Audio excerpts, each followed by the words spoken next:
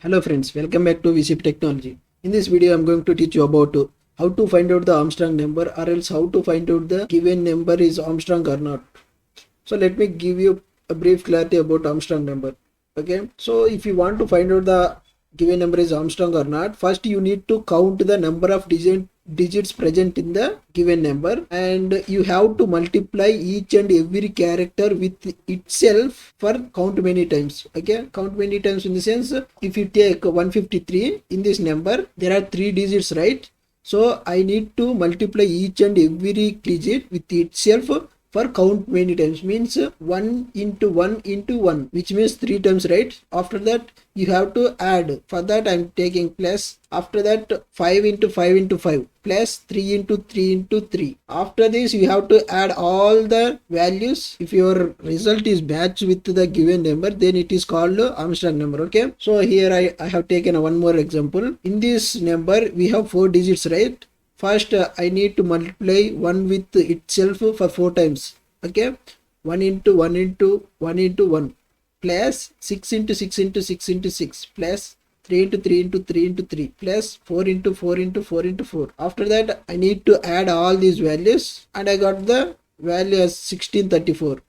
So these both are same, right? So I can say this as a Armstrong number. Now we'll see the program. Okay, here I have declared a couple of variables, and first compiler will come here and it will execute this line. This message displays to the user and user will enter some value that will be stored in num variable. After that I'm storing the num variable into another variable which is called temp, and also one more other variable which is called n. In these both variables I'm storing the value which is present in num. Okay, I'll tell you later about the purpose of these both variables. Okay, first I need to count the number of digits in that number, right? For example, let us take the num value as 153. That will be stored in temp variable, and also that will be stored in n variable. So here I have taken do while loop. First it will check the condition.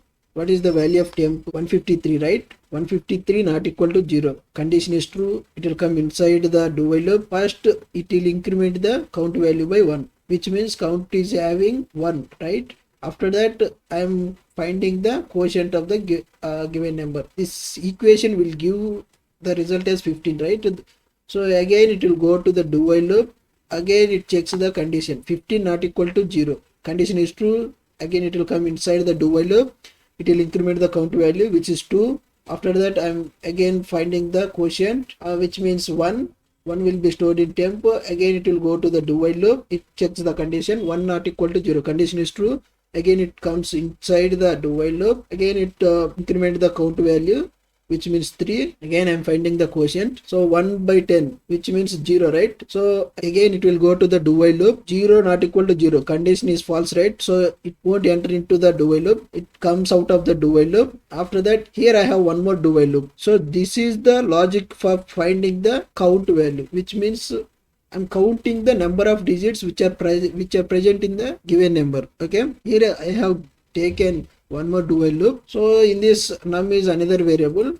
I am checking the condition. Num is having 153, right? 153 not equal to 0. Condition is true. It will come inside the do while loop. I am finding the remainder of the given number. So the remainder of 153 by 10 is 3, right? So 3 will be stored in remainder. After that next line will execute. Here sum is having 0 initially. First, what is the value of remainder? 3, right? And what is the value of count to 3, right? In RPGLE, double star means power. Okay, 3 power 3, which means 27. 27 will be stored in sum. Okay, after that I am finding the quotient of the given number, which means 15. It will come to the do while loop. 15 not equal to 0. Condition is true, right? It will come inside the do while loop. After that I am finding the remainder. 15 by 10. The remainder of 15 by 10 is 5, right? So 5 will be stored in remainder. After that I am multiplying 5 with 5 3 times. Okay, which means 5 cube, right? Which is equals to 125, right? Initially sum is having the value of 27, right? 27 plus 125, which is equals to 152. After that I'm finding the quotient of 15, which means 15 by 10 is 1, right? So 1 will be stored in num. Again it go to the do while loop. It checks the condition. 1 is not equal to 0. Condition is true. It will come inside the do while loop. remainder of 1 by 10 is 1, right? After that 1 power 3 is 1, right? That will be added to sum. Already sum is having 152 plus 1, which is 153. 153 will be stored in sum. After that I am finding the quotient of 1, which means 1 by 10. The quotient of 1 by 10 is 0. It will go to the do while loop and checks the condition. 0 not equal to 0. Condition is false. It will come outside of the do while loop. After that I'm checking the condition. If sum equals to num, sum is having 153, right? Initially I have stored the given value in n, right? So I'm comparing that value with sum.